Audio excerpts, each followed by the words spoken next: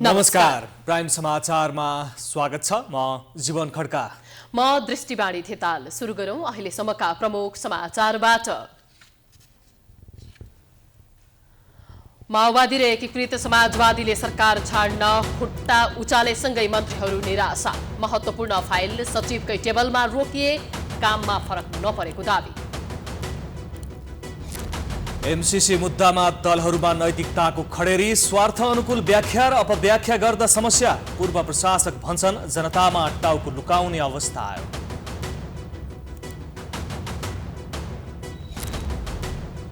नेपालमा अनलाइन एप्सबाट संगठित अपराध बढ्दो। एकै दिन चिनिया नागरिक सहित 118 जना पक्राउ। बैंक तथा वित्तीय संस्था अन्तर्गतको कसुरमा मुद्दा जनाइँदै। कोरोना बिमाको रकम भुक्तानी गर्न बिमा कम्पनी र सरकार लाचार। करिब 11 अर्ब भुक्तानी गर्न बाँकी। सरकारवाला निकाय एकले अर्कोलाई दोष दिएर पन्छिँदै। फोहोरको डङ्गुरले राजधानी दुर्गन्धित। 10 दिनदेखि फोहोर नउठ्दा उपत्यकावासी आक्रोशित। संक्रमण फैलिने जोखिम, सडक विस्तारको शर्त राखी स्थानीय सरकार पन्छिँदै। रुसी राष्ट्रपतिले युक्रेनका 2 क्षेत्रलाई छुट्टै राज्यको मान्यता दिएपछि अन्तर्राष्ट्रिय राजनीतिमा तरङ्ग। अमेरिका, बेलायत, फ्रान्स, संयुक्त राष्ट्र सङ्घद्वारा आपत्ति। चीन भने तटस्थ। र आइसिसी टी20 विश्वकप छनौटमा नेपाल युएईद्वारा 68 रनले पराजित। विश्वकप यात्रामा नेपाललाई झड्का। दोस्रो पटक विश्वकप खेल्ने सपना चकनाचुर।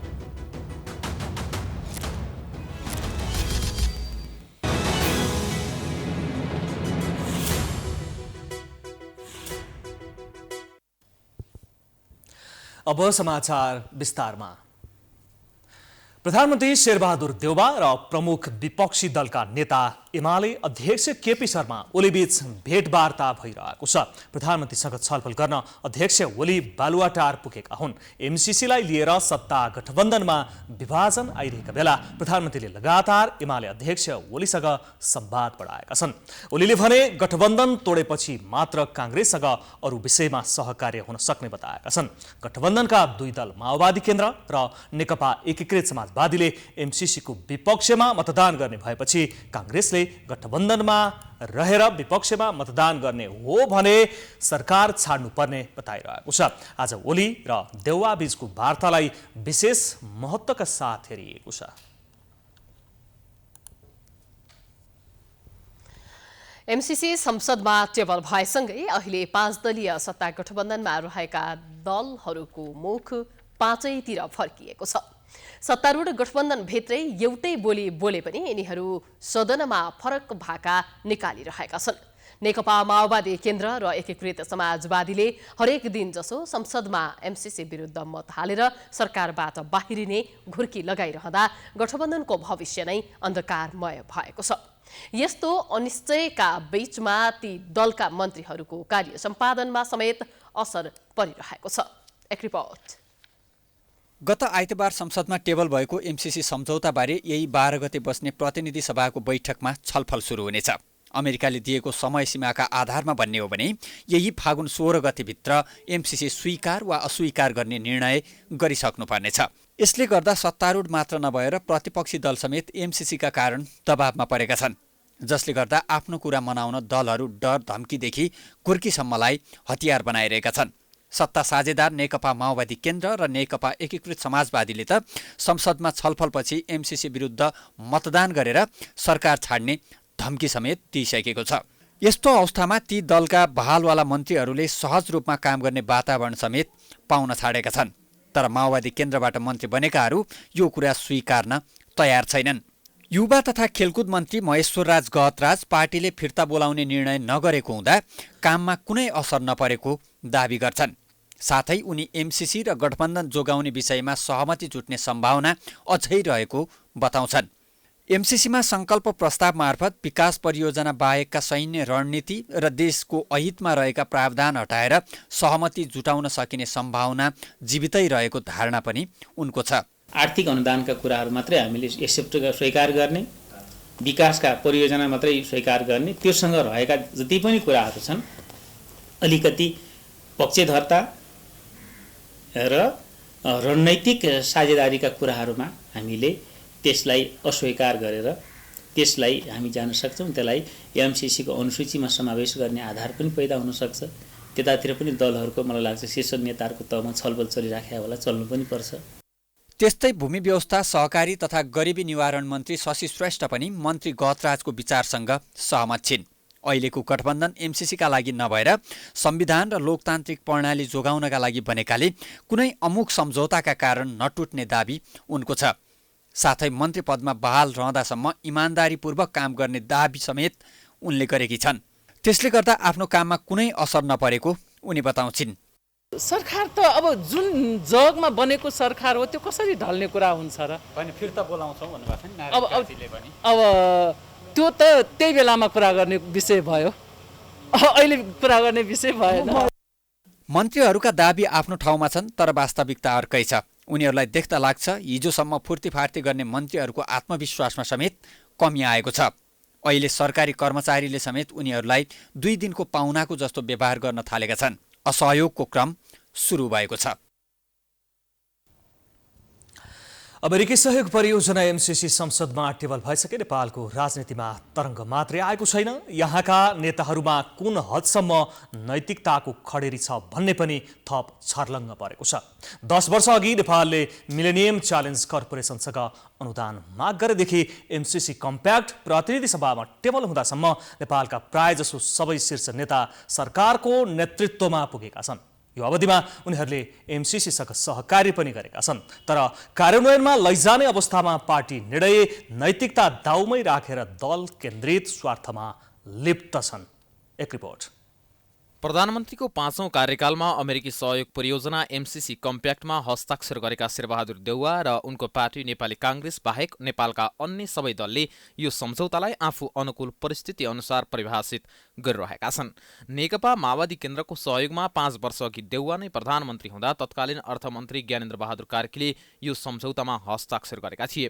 त्यसअघि माओवादी केन्द्रका अध्यक्ष पुष्पकमल दाहाल प्रचण्ड प्रधानमन्त्री हुँदा एमसिसीको लागि द्विपक्षीय वार्ता टोली गठन गरिएको थियो। 2068 सालमा नेपाल एमसिसीको थ्रेस होल्ड कार्यक्रममा छनौट भए यता माओवादी केन्द्र, कांग्रेस, एमाले सबैले सरकारको नेतृत्व गरिसकेका छन्। त्यसबेला एमसिसी भित्र्याउन अथक प्रयास गरेका नेताहरू अहिले राजनीतिक फाइदाका लागि यसलाई अस्वीकार गर्ने रणनीतिमा छन्। यसले नेपालको नेताहरूमा बोली र नैतिकतामा कुन हदसम्मको खडेरी लागेको छ भन्ने प्रश्न हुन्छ। नेताहरू आफ्नो बोलीमा प्रतिबद्ध र जनताप्रति जिम्मेवार नहुँदा उनीहरूमा नैतिकताको खडेरी देखिएको पूर्व प्रशासक उमेश मैनाली बताउँछन्। यस्ता कारणले भविष्यमा यस्ता नेताहरूले टाउको लुकाउने ठाउँ समेत नपाउने दाबी उनको छ। राजनीतिहरूमा वचनका पक्का व्यक्तिहरू आफ्नो प्रोमिस, हामी कास्ट आइरन भन्छ उहाँ राजनीतिमा, आफूले भनेको उसमा चाहिँ यति दृढ कि त्यो चिज पुरा गर्ने, त्यस्ता खालका नेताहरू नभइकन हामी ग्लिप टकर भन्छौँ, बरु हलुका कुरा बोल्ने, अनि एउटा आफूले बोलेको कुरा फेरि भोलि फेर्ने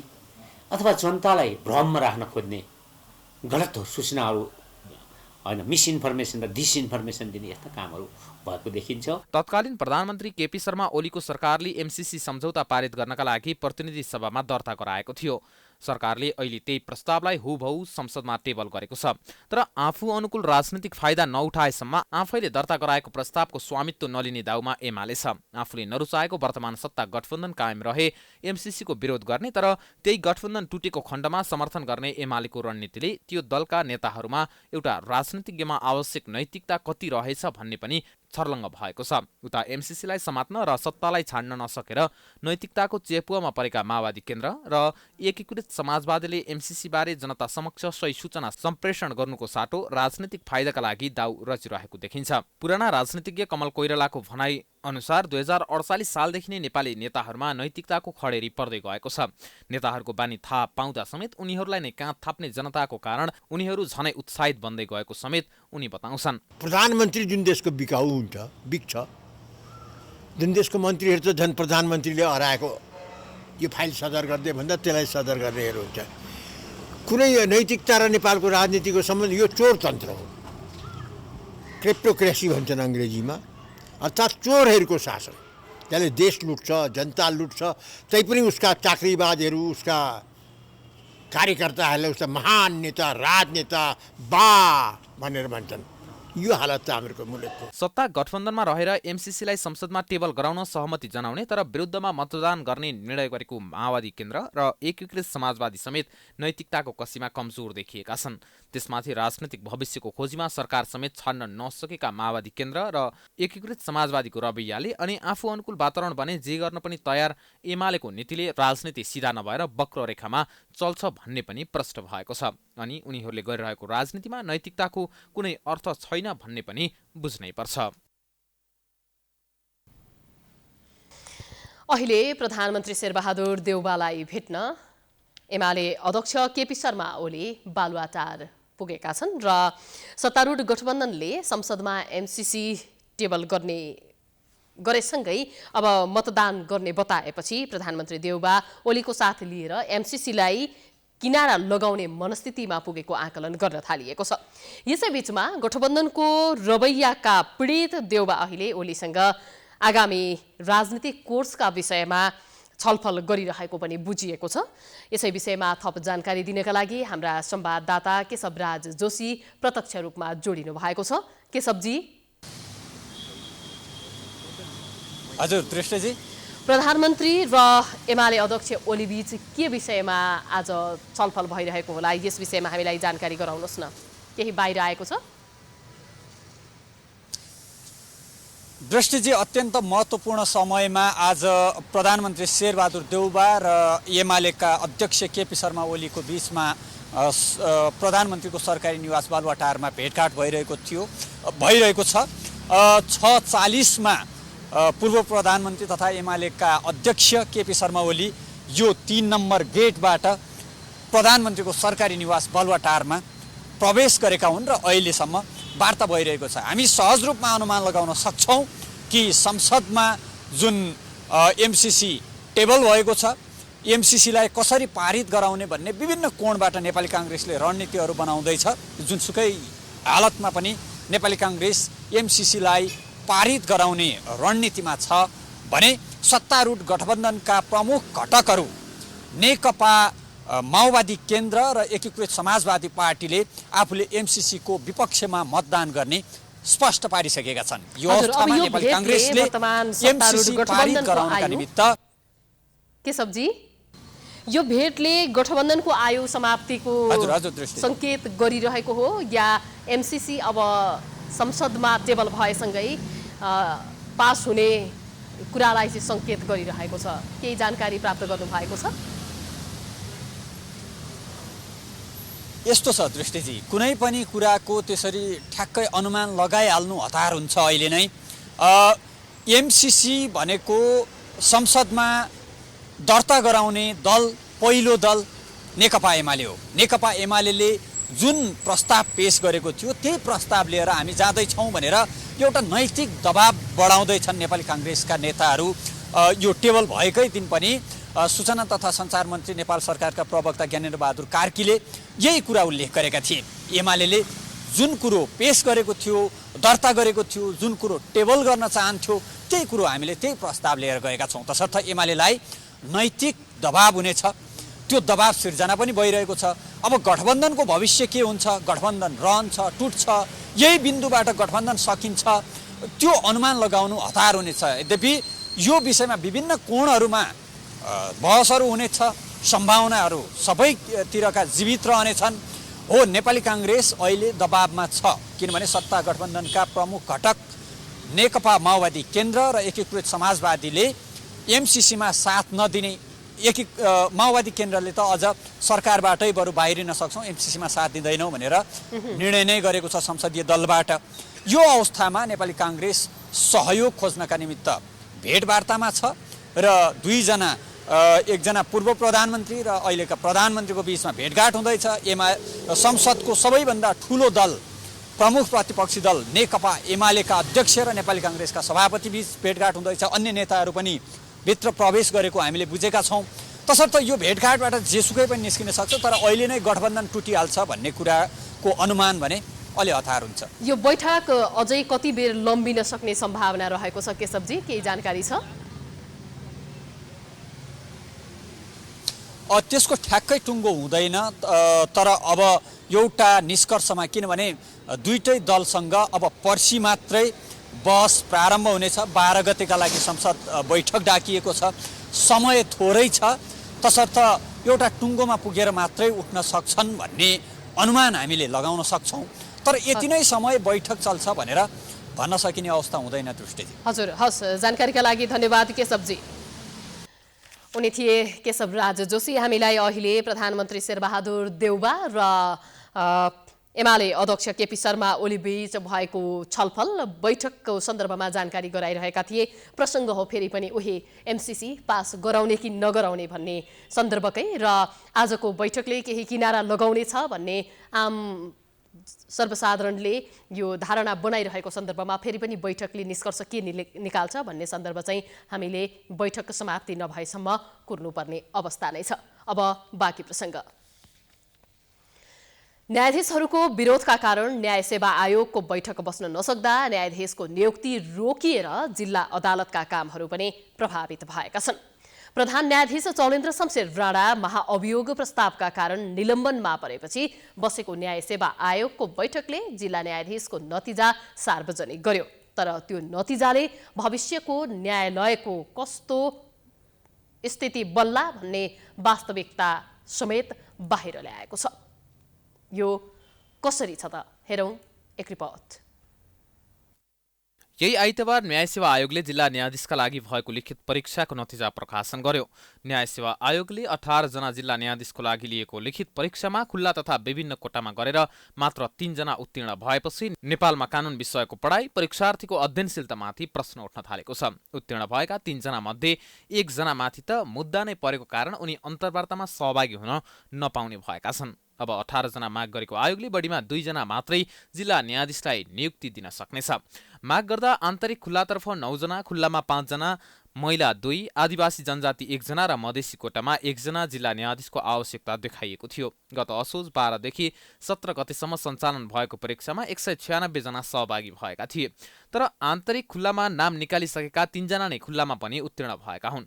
परीक्षामा सहभागी हुने र उत्तीर्ण हुनेको संख्याले न्याय सेवा नेपालमा कानुनको पढाइको वास्तविक चित्रण बाहिर ल्याएको छ। त्यति मात्र नभएर न्यायाधीश बन्न चाहनेको अध्ययनशीलता कति हुँदो रहेछ भन्ने पनि उजागर भएको छ। लोकसभामा त्यो पास गर्ने तपाईको जुन स्तर हुन्छ नि, त्यो स्तर लेखाको स्तरै छैन। म सब्जेक्टमा भन्दिनँ, मैले पनि एउटा कपी हेरेको थिएँ, तर वास्तवमा स्तर केही पनि थिएन। त्यो वास्तवमा कानुनको विषयमा ज्ञान भएर त्यो कानुनको विषयवस्तुलाई मध्यनजर राखेर त्यहाँ लेखिएको थिएन। अब हामीले त्योबाट हामीले के आशा गर्न सक्छौँ? हामीले पास मात्र गर्ने भन्दाखेरि किन मान्छेहरूलाई के भने त्यसै पनि नियुक्ति भइहाल्छ, पोलिटिकल एउटा फेर पक्रेर नियुक्ति हुन सकिन्छ भने किन पढ्नु पर्यो भन्ने किसिमको भावना हो। सामान्यतया परीक्षामा उत्तीर्ण हुन 40% मात्र अङ्क ल्याइपुग्छ। तर न्यायाधीश बन्न चाहनेले भने घटीमा 50% अङ्क प्राप्त गर्नुपर्ने हुन्छ। यसले पनि उत्तीर्ण हुनेको संख्यामा कमी आएको पूर्व प्रशासकहरू बताउँछन्। त्यति मात्र नभएर पुनरावेदन तथा सर्वोच्च अदालतमा राजनीतिक भागभण्डाको आधारमा न्यायाधीश नियुक्ति गर्ने परिपाटीले समेत यो अवस्था आएको कतिपयको तर्क छ। जिल्ला न्यायाधीशमा अनुत्तीर्ण भएको खण्डमा भविष्यमा राजनीतिक नियुक्ति नपाउने सम्भावनाका कारण पनि परीक्षा दिएर न्यायाधीश बन्नेको संख्यामा कमी आएको विज्ञहरू बताउँछन्। शिक्षामा व्यथिति, न्यायालयमा राजनीतिक भागभण्डा कायम रहेसम्म अब्बल व्यक्तिहरूले परीक्षा दिएर न्यायाधीश बन्ने अवस्था नआउने वरिष्ठ अधिवक्ता हरिप्रसाद उप्रेती बताउँछन्। एउटा यसले कतै हाम्रो शिक्षण संस्थाहरू जसले कानुनको शिक्षा दिने गर्छन् तिनीहरूको स्ट्यान्डर्डमा बा केही विचार गर्नुपर्ने कुरा हो कि भन्ने एउटा कुरा। दोस्रो कुरा भनेको मान्छे किन राम्रो क्वालिटीको मान्छे पास गर्न सक्ने मान्छेहरू न्यायाधीश हुनलाई जान चाहेनन्, एउटा यो कुरा। 18 जना न्यायाधीश माग हुँदा मात्र 3 जना उत्तीर्ण भएको हुँदा अब आवश्यक न्यायाधीशको परिवृत्ति न्याय सेवाका उपसचिवबाट गर्न सकिने कानुनी बाटो छ। तर यो प्रक्रियाबाट न्यायाधीशको कोटा पूर्ण हुने भए पनि न्याय सम्पादनमा असर पर्ने प्रति कुनै शङ्का गर्नु पर्दैन। यही आइतबार न्याय सेवा आयोगले जिल्ला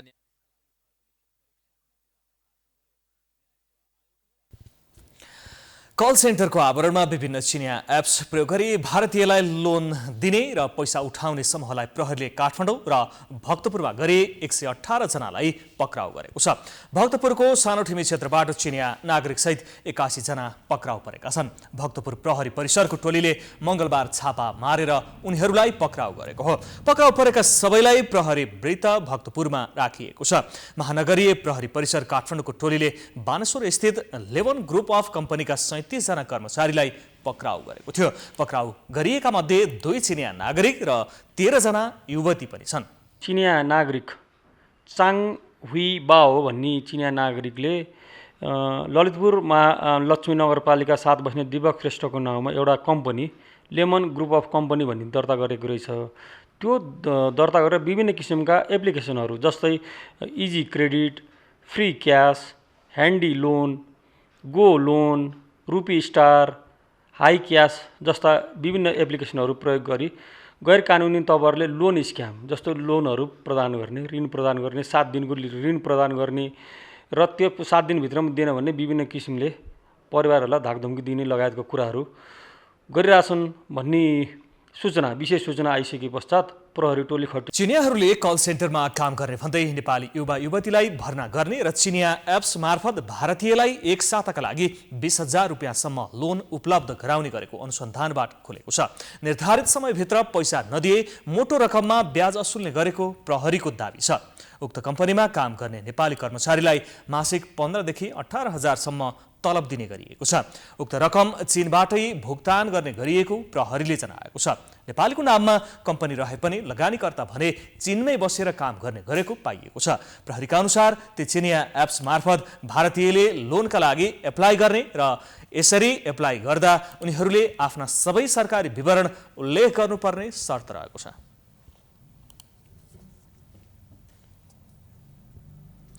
समाचारको सिलसिला जारी छ। हामी विश्रामपछि आउँछौँ।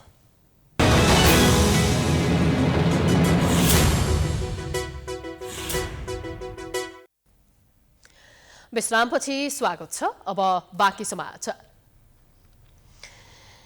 कोभिड महामारीको पहिलो लहरमा नै कोरोनाका बिरामीलाई बिमाको दायरामा ल्याएर 1 लाख रुपैयाँ दिने पहल बिमा कम्पनीहरूले नै गरेका थिए।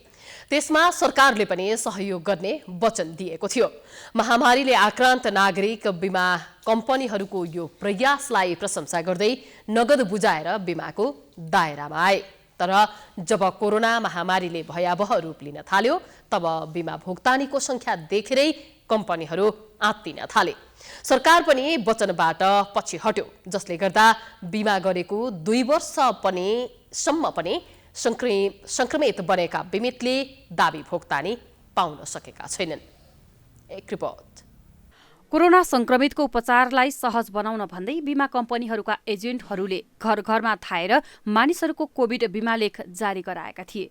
कोरोना महामारीको सुरुवाती चरणमा संक्रमित बनेकाहरूले दाबी भुक्तानी पनि सहजै पाए। तर संक्रमणले महामारीको रूप लिन थाल्यो तब बिमा कम्पनीहरू टाट पल्टिने डरले सरकारको शरणमा पुगे। नाफा मात्रै कमाउने उद्देश्यमा रहने निजी बिमा कम्पनीहरूलाई जोगाउन सरकारले सहयोग गर्ने बाचा पनि दियो। त्यसपछि बिमा दाबी रकम 1 लाखबाट घटाएर 25,000 रुपैयाँमा झारियो पनि। तर कोरोना महामारी सुरु भएको 2 वर्षमा हजारौं बिमितले अहिलेसम्म दाबी भुक्तानी पाउन सकेका छैनन्। सुरुमा कोभिड बिमाको संयोजन गरेको शिखर इन्सुरेन्सको अनुमतिपछि भुक्तानी गर्न पाउने बिमा कम्पनीहरूले महामारी बढ्दै जाँदा शिखर इन्सुरेन्सलाई जति ताकेता गर्दा पनि दाबी भुक्तानीका लागि अनुमति नदिएको गुनासो गर्ने गरेका थिए। भुक्तानीका लागि सबै कम्पनीबाट उठाएको रकम सकिएपछि बिमकलाई भुक्तानी दिनुपर्ने रकमका लागि बिमा कम्पनीहरूले सरकारको मुख ताक्न थालेका थिए। तर सरकारको व्यवस्थासँगै हजारौं बिमकको रकम बालुवामा पानी खनाएसर बनेको छ। यद्यपि त्यही अवधिमा शिखरसँगै अन्य इन्सुरेन्स कम्पनीहरूको खुद नाफामा भने अर्ब रुपैयाँ भन्दा माथि थियो। अहिले पनि कतिपय कोभिड बिमा पीडितहरू सम्बन्धित कम्पनीमा धाइरहेका छन्, तर उनीहरूलाई विभिन्न बहाना बनाएर फर्काउन बाहेक थप केही कार्य हुन सकेको छैन। यो डकुमेन्टले भन्यो बेकार मान्छेलाई झुलाउने मात्र काम, दुःख दिने मात्र काम त भएन नि। दुःखलाई चाहिँ एकदम मान्छेलाई दुःख दिने होइन कि सहज र सरल तरिकाले चाहिँ अलिकति यसलाई पेमेन्ट गराइदिनु भन्ने एउटा मेरो धारणा हो। कि त दिन्छु भन्दै हुँदैन कि गराउँदै हुँदैन मान्छेलाई। क्लाइन्टलाई इन्सुरेन्स गराइसकेपछि दिनै पर्छ। मेरो सिद्धान्त दिनैपर्छ। सरकारले दियोस् या आफूले उल्टिदियोस्, तर इन्सुरेन्सले जिम्मा ल्याएपछि त इन्सुरेन्स दिनु पऱ्यो। यो त पहिला त हामीले सरकारसँग गरेर सरकारबाट गरे होइन नि त इन्सुरेन्स, हामी त इन्सुरेन्स एजेन्टबाट क्लेमबाट गऱ्यो भनेपछि इन्सुरेन्स दिनु पऱ्यो नि। मेरो सिद्धान्त दिनैपर्छ, तर कहिले दिने एउटा फिक्स टाइम तोक्योस् भन्ने मात्र सिद्धान्त हो। गत साउन महिना यता कुनै पनि बिमितलाई बिमा शुल्क भुक्तानी गरिएको छैन। अर्थ मन्त्रालयबाट बजेट निकासा नभएको भन्दै यति बेला बिमा कम्पनी, बिमा समिति लगायतका सरकारवाला निकाय हात बाँधेर बसेका छन्। कोभिड बिमाको संयोजन गरेको शिखर इन्सुरेन्सका कार्यकारी प्रमुख निमित्त मिडियासँग भाग्दै नथालेका छन्, किनकि अहिले पनि उनीहरूले जनतालाई भुक्तानी गर्नुपर्ने झण्डै 11 अर्ब भन्दा बढी रुपियाँ जोहो गर्न सरकारकै मुख ताकिरहेका छन्। आफ्नो खुद मुनाफाबाट जनतालाई राहत दिने कुनै योजना बनाएका छैनन्। मुनाफाखोर कम्पनीको कुरा छाडौं, सरकारलाई समेत जनताको रकम कहिले भुक्तानी हुन्छ भन्ने समेत पत्तो छैन। मन्त्रालयले छलफल गरिरहेको छ, केही समयपछि उपयुक्त निष्कर्ष निकालेर जानकारी हुनेछ। जस्तै स्रोत खोजीको क्रममा छ, यहाँ चाहिँ छलफलको क्रममै छौँ हामी, अहिले निकास केही निस्किएको छैन। हालसम्म 17,58,643 जनाले कोरोना बिमा लेख खरिद गरेको बिमा समितिको तथ्याङ्क छ। तथ्याङ्क अनुसार विभिन्न निर्जीवन कम्पनीमा 1,37,754 जनाको दाबी परेको छ। अहिलेसम्म 4 अर्ब 78 करोड 81,71,000 रुपियाँ भुक्तानी भएको छ। अझै 11 अर्ब भन्दा बढी भुक्तानी गर्न बाँकी छ। बिमा समितिका कार्यकारी निर्देशक राजु रमन पौडेलले अर्थ मन्त्रालयबाट रकम भुक्तानी नहुँदा गत असारदेखि नै रकम भुक्तानी गर्न नसकिएको बताउँछन्। तर कहिलेसम्म बिमितले दाबी भुक्तानी पाउँछन् भन्ने बारे उनी समेत अनभिज्ञ नै छन्। अर्थ मन्त्रालयले चाहिँ त्यहाँ चाहिँ छलफल भइरहेको छ भन्ने सुन्नमा आएको छ। त हामीलाई चाहिँ त्यहाँबाट अरू चाहिँ कुनै फर्दर कुरो आएको छैन। अब दायित्व चाहिँ रह्यो नेपाल सरकारमा, नेपाल सरकारमा दायित्व रहेको हुनाले त्यहाँबाट दायित्व फरक भयो भने अनि हाम्रा बिमा कम्पनीहरूले यो कोरोना बिमाको दाबी सबै भुक्तानी गर्छन्। तर यसको दाबी चाहिँ तिर्नुपर्छ भन्ने कुरो चाहिँ अब समय छ, किनभने प्रिमियम लिएपछि कोरोना दाबी तिर्नुपर्छ। दाबी तिर्नको लागि नेपाल सरकारलाई नै हाम्रो बिमा कम्पनीले कुरेर बसिरहेको छ। विश्वमा कोरोना संक्रमण फैलिँदै गर्दा सर्वसाधारणसँग कोरोना बिमा गर्न तछाडमछाड गरेका निर्जीवन बिमा कम्पनीले कोरोना बिमा भुक्तानी बारे बोल्न समेत रुचाउन छाडेका छन्। पहिलो चरणको कोरोना महामारीमा गरेको बिमाको दाबी भुक्तानी पछिल्लो भेरिएन्ट ओमिक्रोनको असर सकिँदासम्म पनि हात नपर्नु कम्पनीहरूकै लागि लज्जाको विषय हो। बिमा कम्पनी र नियामक निकाय बिमा समितिको लापरवाहीका कारण बिमितले पाउनुपर्ने दाबी भुक्तानीको त कुरै छाडौं, उनीहरूले बिमा गर्दा बुझाएको करोडौं रकम समेत कम्पनीहरूले पचाएर बस्नु झन् लाजमर्दो कुरा बनेको छ। पछिल्लो 24 घण्टामा थप 476 जनामा कोरोना भाइरस संक्रमण पुष्टि भएको छ भने 3 जनाको मृत्यु भएको छ।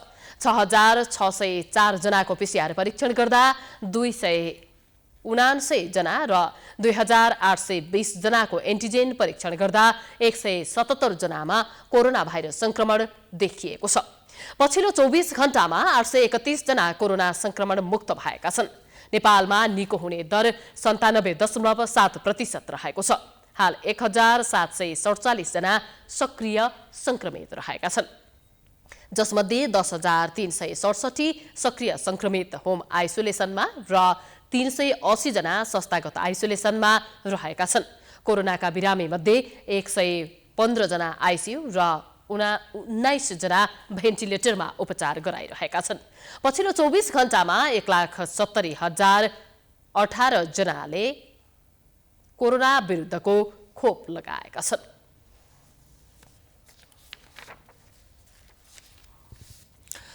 संस्कृति पर्यटन तथा नागरिक उड्डयन मन्त्री प्रेम आलेले भारतको सहयोगमा निर्माण भएको धर्मशाला छिट्टै फिर्ता ल्याउने बताएका छन्। महाशिवरात्रिको तयारीका विषयमा पशुपति क्षेत्र विकास कोषले काठमाडौँमा गरेको पत्रकार सम्मेलनमा मन्त्री आलेले अदालतले समेत बाटो खोलिदिएकाले अब धर्मशाला छिट्टै फिर्ता ल्याउने बताएका हुन्। मन्त्री आलेले भारतका प्रधानमन्त्री नरेन्द्र मोदीले 25 करोड रकम दिएर निर्माण गरेको धर्मशाला विगतमा प्रतिनिधिहरूले बेच्ने काम गरेको भन्दै अब त्यस्तो काम हुन नदिने स्पष्ट पारे।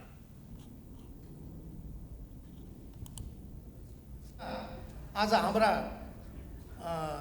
सन्त महाराजहरू यहाँ आउनुभएको छ।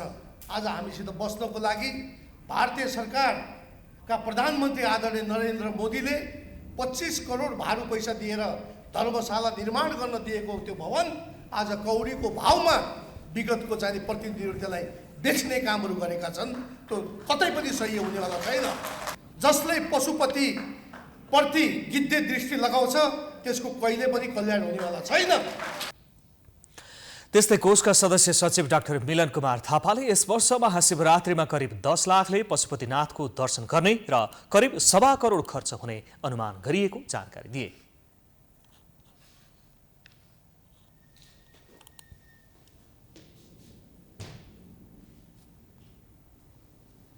शिवरात्रि पर्वको लागि जो 1.25 करोड बजेट खर्च हुने अनुमान गरिएको छ। महाशिवरात्रिमा गाँजा लगायतका लागू पदार्थलाई विशेष कडाई गरिने र सोही दिन विद्युतीय शवदाह क्रियापुत्री क्षेत्र सञ्चालनमा भने कुनै बाधा नपुग्ने कोषले जनाएको छ। महाशिवरात्रि पर्वलाई सम्पन्न गर्न 251 सदस्यीय मूल समारोह समिति र विभिन्न 10 उपसमिति गठन गरिएको पनि कोषले जनाएको छ। शिवरात्रिमा 10,000 सुरक्षाकर्मी खटिनेछन्।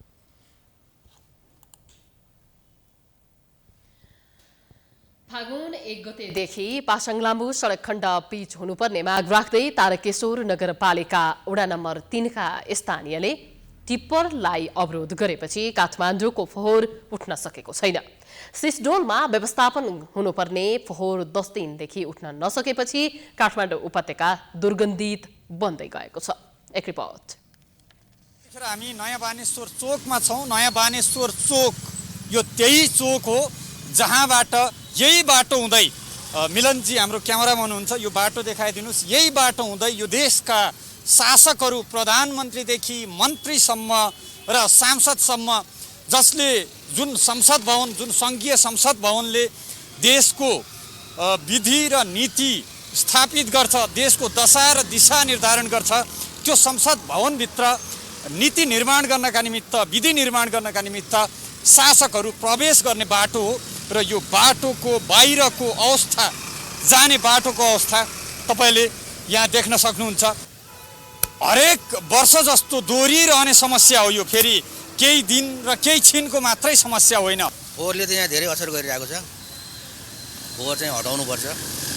हामी सबै नै आफै सचेत भएर चाहिँ फोहोरलाई चाहिँ त्यसको ठाउँमा पुर्यायो भने राम्रो होला कि जस्तो लाग्छ। एउटा ढोका तपाईँहरूलाई हामीले देखाइसकेका छौँ। यो ढोकाबाट नेताहरू संसद भवनभित्र प्रवेश गर्छन् भने अर्को ढोकासम्म यो यही किसिमले लहरै फोहोर छ र कतै फोहोर थुपारिएको छ भने कतै फोहोर यसरी सडकमा यत्रतत्र सर्वत्र छरिएको छ, मानव सजाइएको छ सडकहरूमा फोहोर।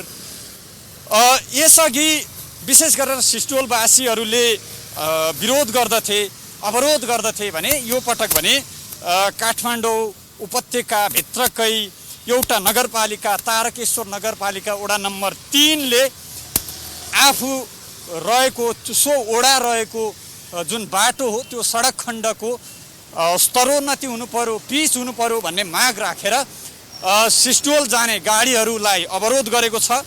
वास्तवमा हाम्रो पीडा के हो भने यो बालाजुबाट त्रिशुलीसम्मको लगभग 57 किलोमिटर पासाङ लामु हाइवे यो विगत 8 वर्ष पहिले 70 सालमा यो सैलुङ कन्स्ट्रक्सनले ठेक्कामा लिएको हो। त्यसको अस्तव्यस्त अहिलेसम्म पनि सडकको स्तरोन्नति भएको छैन। सडक रोड एक्सटेन्सन गर्ने नाममा चाहिँ सडकको दायाँ बायाँ कटान गरेर बाटोभरि धुलो छ, हिलो छ, मैलो छ। अब नालीबाट पानी जाने अवस्था पनि छैन र हाम्रो माग भनेको एक सूत्रीय माग भनेको त्यो सडक कालोपत्रे गरिदेऊ भन्ने कुरा हो। फोहोर मैलाको कारण चाहिँ ट्रक चाहिँ तपाईँको चाहिँ 18वटा नगरपालिकाको 500 भन्दा बढी फोहोर मैला दिनको त्यहाँ दैनिक गुड्छ। त्यो बाटो नबन्ने एकातिर त छँदै नै छ, तर त्यो फोहोर मैलाको त्यो टिफरहरू गुडेको कारणले गर्दाखेरि थप क्षति हुनुभयो। अहिले चाहिँ हामीले चाहिँ थप क्षति हुनबाट बन्द रोक्न खोजेको। दैनिक 1300 टन काठमाडौँबाट उठ्ने फोहोर फागुन 1 गतेदेखि काठमाडौँमा यसरी थुप्रिएको छ। यसरी ठाउँ ठाउँमा फोहोरको थुप्रो हामी देख्न सक्छौँ। यसरी थुप्रिएर बसेको छ। के भन्नुहुन्छ, यो फोहोर देख्दा कस्तो लाग्छ? फोहोरकै छेउमा उभिनु पर्दा हजुर यो काठमाडौँ त सभ्य सहर होइन, सुन्दर सहर भन्ने गरिन्थ्यो। सभ्यहरूको आफ्नो घरबाट अलि पर फालिदिने अनि सभ्य देखिने। के लागिरहेछ होइन? यसरी फोहोर गन्ध दुर्गन्ध बाटो सडकमा यो सांसद भगवानको अगाडि यसरी मान्छेहरू भगवानको अगाडि यसरी फोहोर थुपार्दाखेरि सबैलाई दुर्गन्ध त भइहाल्छ नि। आम नेपाली जनताहरूलाई यत्रो बाटोमा मास्क लगाएर हिँड्नु परेको छ र सबैहरू गरिएको छ। अब यो आज 4-5 दिन भयो जस्तो लागेको छ। म पनि यही क्षेत्रमा बस्ने भएको कारणले गर्दाखेरि यो कसरी 1 गतेदेखि यो फोहोर उठेको छैन, यो के कारणले नउठेको? यो तपाईँले देख्न सक्नुहुन्छ, यहाँबाट यो फोहोरको थुप्रो र यहाँबाट यो गेट जहाँबाट नेताहरू भित्र प्रवेश गर्ने गर्छन्। हामीले विशेष गरेर काठमाडौँ उपत्यकाका गल्ली गल्लीमा चोक चोकमा यस्ता दृश्यहरू देख्न सक्छौँ र विशेष गरेर आज भने हामीले एउटा बिम्बको रूपमा संसद भवन जहाँबाट नीति निर्माण हुन्छ, देशको दशा र दिशा निर्धारण हुन्छ, त्यो क्षेत्रलाई यहाँबाट देखाएका छौँ। र विशेष गरेर राजनीति फोहोर हुन्छ भन्ने गरिन्थ्यो र नेपालमा विशेष गरेर उपत्यकामा भने फोहोरमाथि राजनीति हुन्छ र फोहोरको राजनीति हुन्छ भन्ने कुरा पनि यी दृश्यहरूबाट प्रमाणित हुन्छ। लोकतान्त्रिक समाजवादी पार्टीका केन्द्रीय कार्यकारिणी सदस्य द्वय वृषेश चन्द्र लाल र डाक्टर विजय कुमार सिंहले पार्टी परित्याग गरेका छन्। जनकपुरमा आयोजित पत्रकार सम्मेलनमा पार्टी विधि विधान लोकतान्त्रिक पद्धतिबाट नचलेकोले भन्दै पार्टी परित्याग गरेको बताए। पार्टी परित्याग कार्यक्रममा नेता वृषेश चन्द्र लालले नेतृत्व पंक्ति मधेस केन्द्रित नामबाटै तर्सिने काम गर्न थालेको र लोकतन्त्रवादी मधेसी जनतालाई वामपन्थीको खोल उडाउन थालेको आरोप लगाए। उनले मधेसी जनताको चाहना अनुसार स्वच्छ क्षेत्रीय आकांक्षा र आवश्यकता बमोजिम सुशासन र संघीयताको अभ्यासलाई अघि बढाउन लोकतन्त्रवादी मधेस एजेन्डाप्रति प्रतिबद्ध राजनैतिक दलको आजको आवश्यकता भएको भन्दै आजको मितिबाट पार्टी परित्याग गरी तराई मधेस लोकतान्त्रिक पार्टीमा समावेश भएको जानकारी गराए। डाक्टर सिंहले मधेसी जनविद्रोहबाट जन्मेका शक्तिहरू बिस्तारै मधेस शब्दबाट विमुख हुँदै गएको बताए।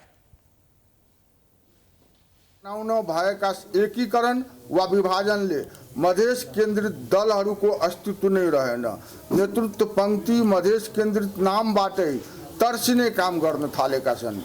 स्वशासन र संघीयताको अभ्यासलाई अगाडि बढाउन आजैदेखि परित्याग गर्दै तराई मधेस लोकतान्त्रिक पार्टीमा समावेश भएको सम्बन्धित सबैमा जानकारी गराउँदछौँ। जिस संरचना पार्टी को है के चाहे वही परंपरागत संरचना, वही मनी पावर के प्रयोग, वही मसल के प्रयोग, वही जाइत के प्रयोग एहि आधार पर चुनाव में जाना चाहे छे। आ जे बहुत धनी नहीं है, जकरा पास में बहुते साधन स्रोत नहीं है, जे डोमिनेंट नहीं है, वो सब राजनीति में अपन स्थान बना सके छे। तै के प्रति हम सब विश्वस्त छी आ वही दिशा में आगू बढ़े चाहे छी। वृषेश चन्द्र लाल राष्ट्रिय सभाका पूर्व सदस्य हुन् भने डाक्टर सिंह संविधान सभा सदस्य हुन्। सर्वोच्च अदालतले वैशाख 30 गते निर्धारित स्थानीय तहको निर्वाचन रोक्न माग गर्दै परेको रिटमा अन्तरिम आदेश दिन अस्वीकार गरेको छ। न्यायाधीश विश्वम्भर प्रसाद श्रेष्ठको एकल इजलासले चुनाव रोक्न अन्तरिम आदेश दिन नपर्ने ठहर गरेको हो। सरकारले तोकेको वैशाख 30 को निर्वाचनले 2074 असोजमा निर्वाचित स्थानीय तहका जनप्रतिनिधिको 5 वर्ष कार्यकाल पूरा गर्ने संवैधानिक हक कुण्ठित हुने भन्दै महोत्तरीको भङ्गाहा नगरपालिकाका मेयर सञ्जीव कुमार शाहले रिट दर्ता गरेका थिए। यसअघि शाहको रिट सर्वोच्च प्रशासनले दरपीठ गरिदिएको थियो। दरपीठ विरुद्ध उनले फेरि निवेदन दिएका थिए। न्यायाधीश ईश्वर प्रसाद खतिवड़ाको इजलासले यो विषयमा अदालतको व्याख्या जरुरी रहेको भन्दै दर्ता गर्न आदेश दिएको थियो। त्यस्तै अमेरिकी सहायता परियोजना एमसीसी विरुद्धका 2 रिट दर्ता गर्न सर्वोच्च अदालतले दरपीठ गरेको छ। अधिवक्ताहरू सुरेन्द्र भण्डारी र स्वागत नेपाल एमसीसी सन्धि नभएकाले सदनबाट अनुमोदन गर्न आवश्यक नरहेको भन्दै सर्वोच्चमा रिट लिएर पुगेका थिए। तर यो विषय संसदमा प्रवेश गरिसकेकाले सर्वोच्च प्रशासनले यसलाई दरपीठ गरिदिएको थियो। सरकारको नीतिगत निर्णय अदालतको क्षेत्राधिकारमा नपर्ने भन्दै उनको रिट दरपीठ भएको हो। सो दरपीठका विरुद्ध भण्डारी निवेदन लिएर पुनः सर्वोच्च जाने तयारीमा रहेका छन्।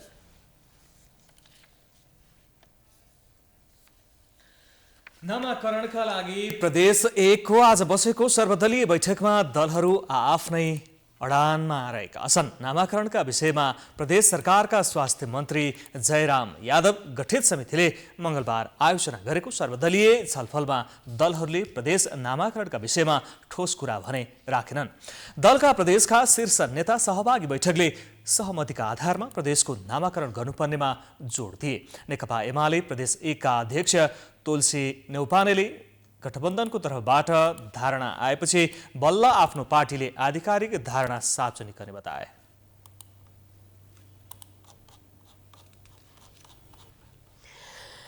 नेपाली सेनाको सैनिक कल्याणकारी कोषको सम्पत्ति झण्डै 60 अर्ब पुगेको छ। सेनाले मङ्गलबार काठमाडौँमा पत्रकार सम्मेलन गर्दै 2078 असार मसान्तसम्म कोषको यथार्थ सम्पत्ति रु 59 अर्ब 95 करोड 89 लाख रहेको जानकारी दिएको हो। हाल कोषको नगद मौजदात रु 54 अर्ब 12 करोड 75 लाख रुपैयाँ रहेको छ भने कोष अन्तर्गतका निकायहरूमा 5 अर्ब 83 करोड 14 लाख रुपैयाँ लगानी भएको सैनिक कल्याणकारी महानिर्देशनालयका सहनिर्देशक महासेनानी पूरन घलेले जानकारी दिए। उनले सैनिक कल्याणकारी महानिर्देशनालय अन्तर्गत सैनिक तथा भूपसैनिक केन्द्रित कार्यक्रम गरिएको बताएका छन्। सैनिक कल्याणकारी कोषको मौजदात रकम विभिन्न बैंक तथा वित्तीय संस्थाहरूलाई निक्षेप उपलब्ध गराउँदा सम्बन्धित बैंकको क्यामेल्स रेटिङ भन्नाले यहाँ अरूको समक्ष देखाए अनुसार यो बैंक सम्बन्धी विभिन्न आस्पेक्टहरू। त्यस्तै सेनाले बजेट सुनिश्चित र अरू कुनै आकस्मिक समस्या नआए तोकिएको समयमा नै तराई मधेस द्रुत मार्ग फास्ट ट्र्याक आयोजना सम्पन्न हुने बताएका छन्। पत्रकार सम्मेलनमा आयोजनाका निर्देशक प्राविधिक सहायक रथी विकास पोखरेलले आयोजनाका विषयमा देखिएको समस्याहरू क्रमशः समाधान भइरहेको र 2081 को पुस महिनासम्ममा निर्धारण गरिसकिने दावी गरे। उनले आयोजनाको सबैभन्दा कठिन सुरुङ मार्ग खन्नका लागि डिजाइनको निर्माण सकिएको जानकारी दिए।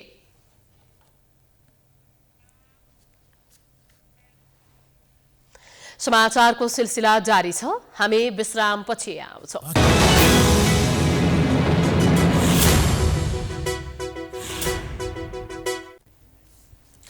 विश्रामपछि पुनः स्वागत छ। अब आर्थिक समाचार।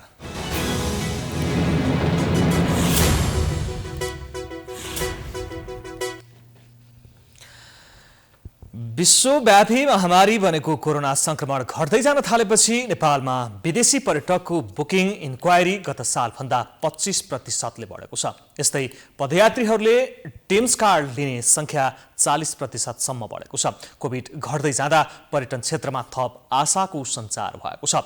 अब नेपालको प्राकृतिक गन्तव्य सुरक्षित छ भन्ने सन्देश प्रवाह गरेर राष्ट्रिय अन्तर्राष्ट्रिय प्रचार प्रसार र प्रवर्धनको कार्य थाल्नुपर्ने चरणमा नेपालको पर्यटन क्षेत्र पुगेको छ। एक रिपोर्ट। कोरोना महामारीका कारण 2 वर्षभन्दा धेरै लामो समयदेखि शिथिल रहेको नेपालको पर्यटन क्षेत्र र पर्यटकीय गतिविधि पुनर्जीवनको चरणमा पुगेको यस क्षेत्रमा लागेकाहरूले बताउन थालेका छन्। विश्वव्यापी रूपमै कोरोना संक्रमण न्यूनीकरणतर्फ गएको भन्दै त्यसलाई आशातीत रूपमा हेर्न थालिएको हो। कोभिड अब पेन्डेमिकबाट एन्डेमिकतिर गइसकेको छ। अन्तर्राष्ट्रिय स्तरमा जुन चाहिँ लेटेस्ट चाहिँ एउटा डेभलपमेन्ट हुन्छ नि त्यो अनुसार हामी इन पार जानुपर्छ। कोरोनाका कारण लामो समयसम्म यस क्षेत्रमा लागेकाहरू निराश बनेका थिए, तर अब बिस्तारै चहल पहल बढ्छ कि भन्ने आशा उनीहरूमा देखिन्छ। सबै एकदम के तराप्न छ कि कमै छ, ऊ छैन, टुरिस्टहरू छैन। तपाईँको अलिअलि अब त्यो होला जस्तो भएको थियो, त्यो पनि त्यहाँ एकदम स्लो हुँदै गएको छ। व्यापारहरू चाहिँ त्यति छैन, कम छ। यति मात्र होइन, नेपाल पर्यटन बोर्डमा व्यवसायीले दिएको जानकारी अनुसार अहिले पर्यटक आगमनको बुकिङ इन्क्वायरी गत सालको भन्दा 20%ले बढिसकेको छ। पदयात्रामा जाने पर्यटकहरू पनि बढेका छन्। गत सालको तुलनामा टिम्स कार्ड लिने 40%सम्म बढेको छ। बोर्डका अनुसार विभिन्न देशका पर्यटकले यात्रा गर्न नेपाल सुरक्षित छ भनेर जिज्ञासा राख्ने क्रम पनि बढेको छ। हालको पर्यटक आगमनको अवस्थाले अब पर्यटकहरू घुम्न आउने क्रम बढ्ने प्रवृत्ति देखाएको छ। गत सालभन्दा चाहिँ 20-25% जति चाहिँ बुकिङ इन्क्वायरिजहरू चाहिँ बढेको भन्ने बुझिन्छ। हाम्रोमा तल पनि तपाईँ हामी टिम्स कार्ड भन्ने इस्यु गर्छौँ, त्यसमा पनि अब लास्ट इयरको भन्दा अहिले एटलिस्ट 30-40% बढी चाहिँ पर्यटकहरू मोमेन्टम भएको चाहिँ देखिन्छ कि ट्रेन्ड हुन्छ नि त्यो चाहिँ फलो गरिसकेको हुनाले र अनि फेरि यसपालि हेऱ्यो भने गत सालको भन्दा हाम्रो ठ्याक्कै अलमोस्ट डबल जस्तो चाहिँ नि तपाईँको जनवरीमा हाम्रो फुटबल भएको छ होइन। अब फेब्रुअरीमा अझ बढ्छ, फेरि फ्लाइटहरू पनि सुरु हुँदैछन् होइन। अब त्यसले गर्दामा चाहिँ आउँदो दिनहरू सुखदै देखिन्छ। व्यवसायीहरू पनि प्राकृतिक गन्तव्य नेपाल घुम्न मास्क समेत नचाहिने गरी ढुक्क पार्नुपर्ने बताउँछन्। नेपाल सुरक्षित रहेको उनीहरूको दाबी छ। विदेशीहरू आउन चाहेका छन्, डेस्टिनेसन तपाईँको ऑल अफ द वर्ल्डमै तपाईँको जुन नेपालको डेस्टिनेसन ओर घुम्नको लागि उनीहरूलाई तपाईँको आउनको लागि इच्छा छ, चाहना छ, त्यो 100% आउँछन्। यति कि र यो मात्रै मेसेज दिनुहोस् कि यहाँ भ्याक्सिन कोरोनाको कोभिडको कुनै असर छैन, सुरक्षित छ नेपाल। केही दिन अघि मात्रै 5 जना पर्यटन व्यवसायीले खोप लगाएकालाई पिसिआर गर्नु नपर्ने, खोप नलगाएकालाई 72 घण्टे पिसिआर लागू गर्ने, कोभिड भएको व्यक्तिको 2 हप्तादेखि 90 दिन पुरा नभएकालाई पिसिआर अनिवार्य नगर्ने, विदेश जानेको हकमा सम्बन्धित देश र हवाई सेवा नीति अनुरूप नियम लगाउने र कोभिड सम्बन्धी अनलाइन फारम भर्न बन्द गर्नुपर्ने सुझाव पर्यटन मन्त्रालयमा पेश गरेका थिए। अब महामारीका बावजुद सुरक्षित यात्रा गर्ने कुरामा चनाखो बन्दै विशेषतः भारत र चीनका पर्यटकलाई तत्काल नेपाल ल्याउने नीतितर्फ सबैको ध्यान जानुपर्ने व्यवसायीहरू बताउँछन्। त्यसैगरी पर्यटक चलायमान हुने गन्तव्यका स्थानीयहरूलाई सचेतना दिनुपर्ने व्यवसायीको सुझाव छ।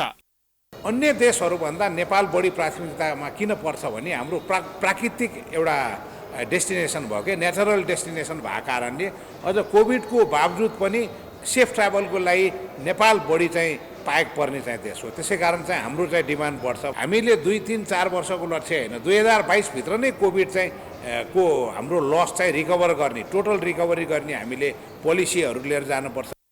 कोभिड संक्रमण 5% भन्दा कममा झरिसकेको भनाई सार्वजनिक भइरहँदा र विश्वका धेरै मुलुकले पर्यटक आगमन बढाउन बोर्डर खुल्ला गर्ने चरण बढिरहँदा नेपालले पनि समयक्रम अनुसार पर्यटकीय गतिविधि अगाडि बढाउने नीति लिनु अहिलेको आवश्यकता रहेको धेरैको सुझाव छ। प्राइम टाइम्स एचडीका लागि क्यामेरामा अमृत भट्टका साथ हरिशरण नेउपाने, काठमाडौँ। अब अन्तर्राष्ट्रिय समाचार।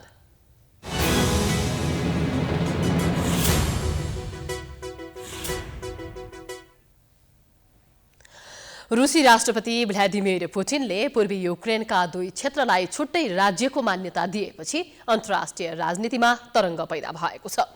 वर्षौंदेखि अलग राज्यको माग गर्दै विद्रोही समूह सक्रिय भइरहेका बेला त्यस क्षेत्रलाई रुसले मंगलबार अलग राज्यको मान्यता दिने निर्णय गरेको हो।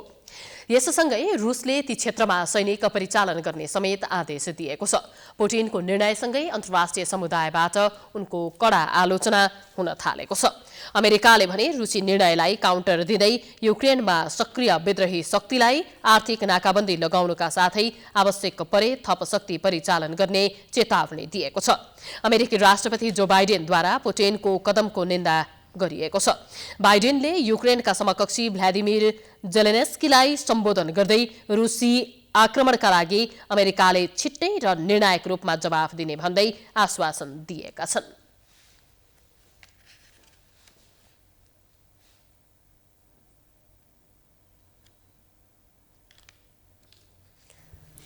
अब खेलकुद समाचार।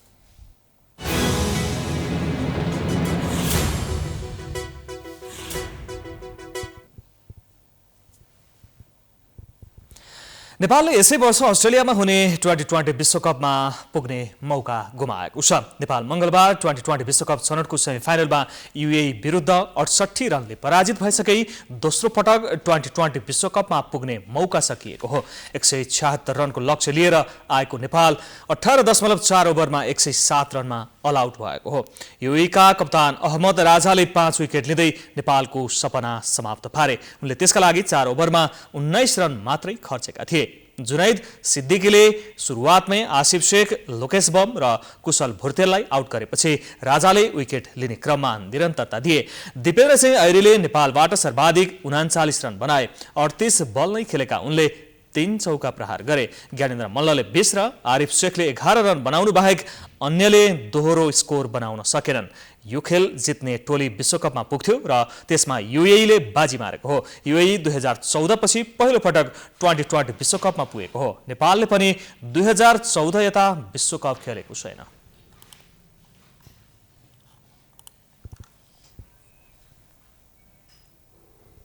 यो सँगै हामी समाचारको अन्त्यमा आइपुगेका छौं। जाँदा जाँदै प्रमुख समाचार पुनः एकपटक। माओवादी र एकीकृत समाजवादीले सरकार छाड्न खुट्टा उचालेसँगै मन्त्रीहरू निराश। महत्त्वपूर्ण फाइल सचिवकै टेबलमा रोकिए, काममा फरक नपरेको दाबी। एमसीसी मुद्दामा दलहरूमा नैतिकताको खडेरी, स्वार्थ अनुकूल व्याख्या र अपव्याख्या गर्दा समस्या। पूर्व प्रशासक भन्छन् जनतामा टाउको लुकाउने अवस्था आयो।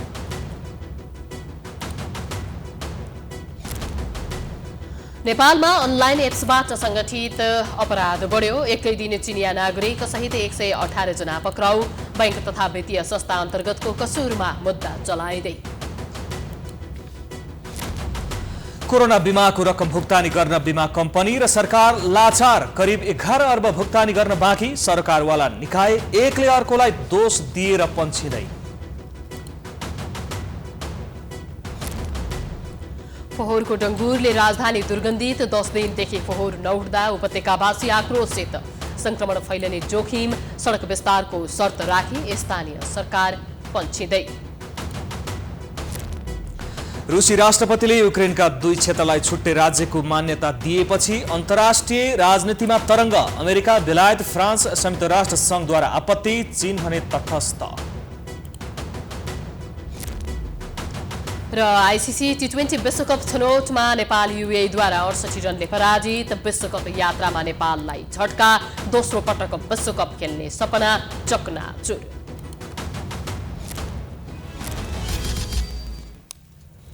समाचार अहिलेलाई सकियो। यसपछिको प्रस्तुति जनता जान्न चाहन्छन् साथमा हेर्दै रहनुहोला प्राइम टाइम्स एसटी।